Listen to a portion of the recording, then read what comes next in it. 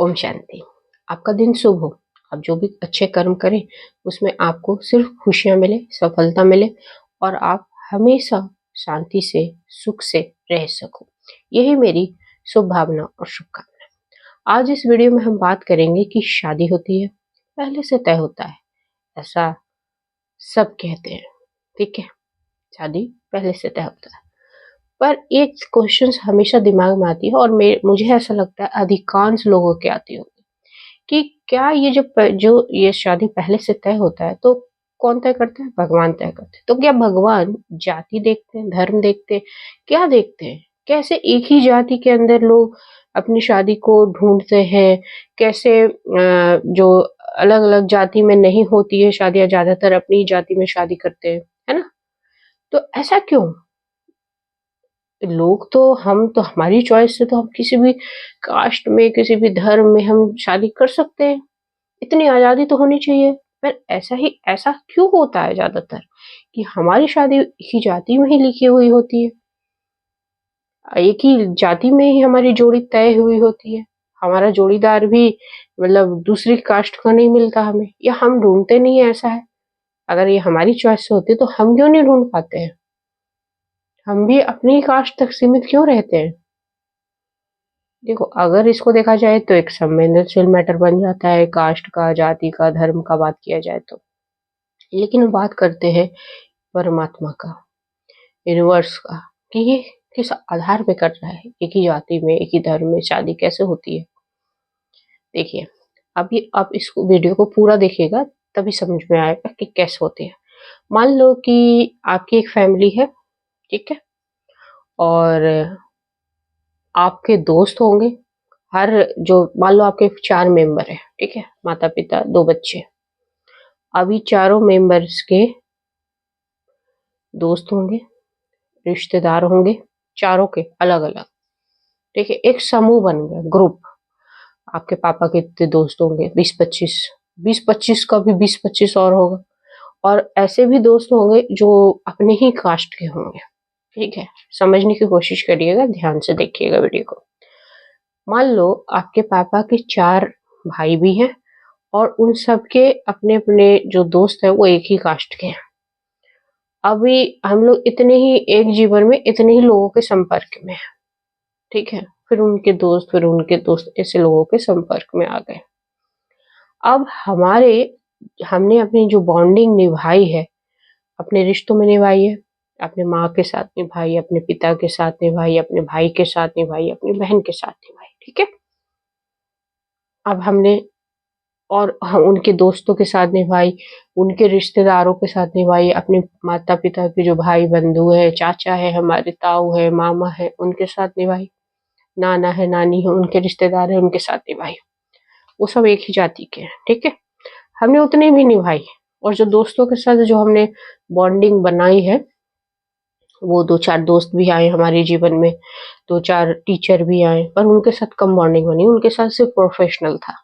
जो गहरी बॉन्डिंग बनी है वो कौन कौन है? आपकी माँ है, आपके पिता है, आपके भाई है, आपके बहन है, उनके रिश्तेदार हैं, और प्लस बच्चे हैं, प्लस आपके दोस्त हैं। बस इतने के साथ आपकी गहरी बॉन्डिंग बनी।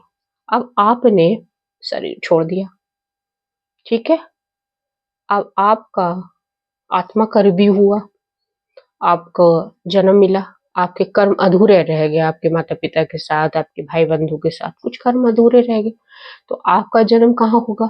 आसपास ही होगा, इन सबके परिवार में हो सकता है, इनके एक तो परिवार छोड़ के तीसरे परिवार में हो जाए, या आपके दोस्त के घर हो जाए जो एक ही जाति के हैं, या आपके चाचा नाना के यहाँ ही हो जाए, ठीक है, या आगे उनके मामा के घर में या किसी के घर में आपका जन्म हो गया, उनकी बहू के, उनके मतलब इस जो एक चलता आ रहा है। क्यों? क्योंकि आपके कर्म अधूरे रह गए हैं, ठीक है। अब आपकी माता ने भी शरीर छोड़ा, पिता ने शरीर छोड़ा, सबने शरीर छोड़ा, सबका जन्म ऐसे ही आसपास होता गया, ठीक है। आपके कर्म के आधार पे आपको एक घर मिल गया। अब आपके माता पिता का भी जन्म हुआ होगा, ठीक है, और आपका भी जन्म हुआ है। अब आपने जब आप शादी के लायक हुए तो आपने लड़की देखना शुरू किया, तो आपकी बॉन्डिंग किसके साथ होगी? जिसके साथ आपके कर्म अधूरे रह गए होंगे और उनका भी जन्म उसी जाति में हो गया है। देखिए, दूसरी जाति में नहीं हुआ है उनका जन्म। तो आप जब ढूंढोगे जो पहले से तय है वही मिलेंगे आपको। अब समाज ने भी शास्त्रों के अनुसार आपका कर्म के आधार पे आपको घर मिला, पर कर्म के आधार पे कौन सा घर मिला?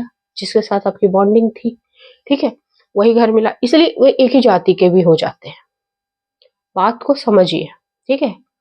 अगर कर्म के आधार पे आपके माता पिता की विदेश में मान लो जन्म हो गया, तो आपका भी जन्म विदेश में ही होगा, दूसरे धर्म दूसरे जाति में ही होगा।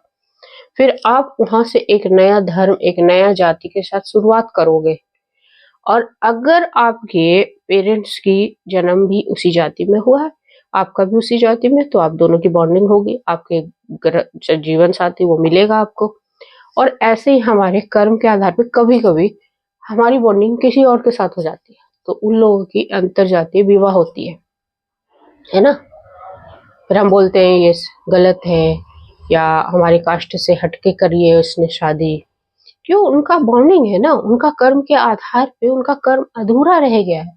अब उनको समाज से ऐसे ही लड़ना था, ऐसे ही कुछ करना था, क्योंकि लोगों से लड़ना भी तय है। सब नियति करवा रही है, सब आपका नसीब है। अगर कोई लव मैरिज कर रहे हैं दूसरी जाति में, तब तभी होती है पॉसिबिलिटी, जब आप लव मैरिजेस करते हो या आपको कोई लड़की पसंद आई दूसरी जाति की, तो कहीं ना कहीं उसका भी आपके ऊपर कर्जा है, आपके ऊपर ऋण है, आपको चुकाना है। क्योंकि आत्मा यहाँ पे कुछ सीखने आती है, अपना ऋण चुकाने आती है। तो ये ऋण चुकाने का एक तरीका ही है। और हम इसीलिए क्यों, और अगर हम साइंटिफिकली देखा जाए तो एक ही जाति में शादी करने का जो हेरिडिटरी बीमारी है वो हमें होगी नहीं। तो दूसरे धर्म वालों के साथ शादी कर ले मान लो किसी ने, तो उनके जो हेरिडिटरी चले आ रहे हैं आपके बच्चों में आने की मतलब पूरी चांसेस होते हैं। ऐसे बहुत सारे साइंटिफिक फैक्टर्स होते हैं। मैं एज ए डॉक्टर भी बता रही हूँ कि क्यों नहीं करते हैं दूसरी जाति में शादी। शास्त्रों के अनुसार भी मान लो ये एक ट्रेट होता है, आप एक डिफरेंट ट्रेट से हट के ब्रांच वाली ट्री से आप जुड़ चुके हो, तो उसका जो हाइब्रिड फ्रूट होगा वो कैसा होगा? हाइब्रिड फ्रूट तो फिर अलग सा ही दिखेगा ना। अगर आप अभी बैठे हो, अब आप विदेशी लड़की से शादी कर लो या विदेशी लड़के से शादी कर लो, आपका जो हाइब्रिड फ्रूट है, आपका बच्चा संतान, वो कैसा होगा? हाइब्रिड टाइप का ही होगा। और उसकी जो बीमारियां होंगी, जेनेटिक्स से जो इश्यूज होंगे वो अलग अलग होंगे। इसीलिए हमारे यहाँ गोत्र भी देखा जाता है कि वो नाना का या ऐसा कुछ ट्रेड्स ना आ जाए, क्योंकि हमारे शास्त्रों के अनुसार तो हम भाई बहन हो जाएंगे, ठीक है। लेकिन देखिए, अगर हम शास्त्र देखते हैं तो उसमें भी कुछ ड्रॉबैक्स होते हैं।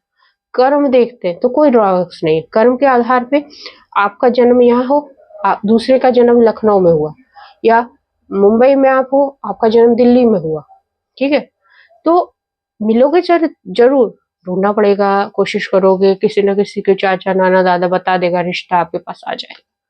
तो ये आधार होता है, और यही इसका सटीक आंसर है। आप जिस ग्रुप में रहोगे, जिस तरीके के लोगों के साथ आप अपने हिसाब से अपना जो हिसाब किताब रखोगे, वही ग्रुप के साथ तो आप अपना हिसाब चुकाओगे ना। या आप रख रहे हो हिसाब किताब इधर इंडिया में और चुकाने जाओगे अमेरिका में? नहीं ना, उनका भी जन्म इंडिया में ही हो रहा है। वो काम के सिलसिले में जाए तो जाए, लेकिन आप विदेशी को साथ, बहुत लोगों का विदेशी के साथ शादी होती है, तो कहीं ना कहीं उनका भी ऋण होता है, स्ट्रॉन्ग ऋण होता है, या कार्मिक कुछ रिलेशनशिप होते हैं।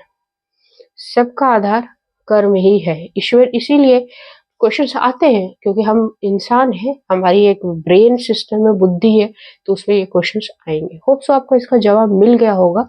नहीं मिले तो कमेंट करके पूछ लेना, और कोई भी मतलब डाउट लगे तो भी कमेंट करना, वीडियो अच्छी लगे तो भी कमेंट करना, और ईश्वर को धन्यवाद देना कि हमें इसी जाति में, इसी धर्म में हमें वो साथी हमें मिले। जय हिंद, जय भारत।